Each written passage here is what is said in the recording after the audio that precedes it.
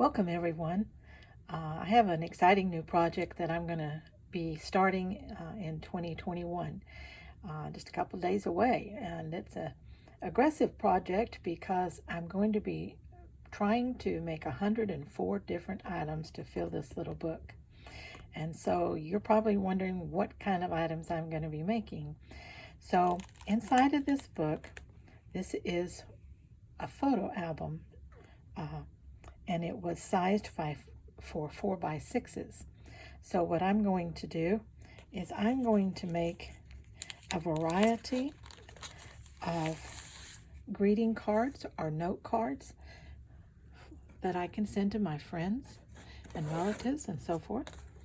And I'm going to be creating them also in such a way that if they wanted to, they could use them in their junk journals as pockets or whatever they wanted to do with it. Like I said, this one is sized for this 4x6. I cut it a little shorter and a little less width so that I could do some hangover of fabrics and things like that, and it would still fit in nicely. It is backed with just a piece of paper so that if I wanted to use this to send to them, I could write a note on the back. And then, or I could send it blank and they could use it for a note card. However I decide to do that. I just put a little sentiment in here. There is no key to happiness. The door is always open. And just tuck that in right there. Now all I did was cut the card the size that I needed to fit into my photo album. And I cut two of them just alike. In this case they were black. Then what I did was I took some scraps and I, on my machine, just layered them up with a zigzag stitch. Then I took this piece of muslin and little fabric that I put on there, and I sewed that on the edge so that I could have a little pocket.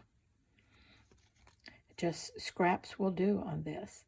And then I took the second piece of black card that I cut the same size of the first and adhered the writing paper to it, and then glued that to the back of the first piece, and that covers all the stitching and gives you a nice little writing area.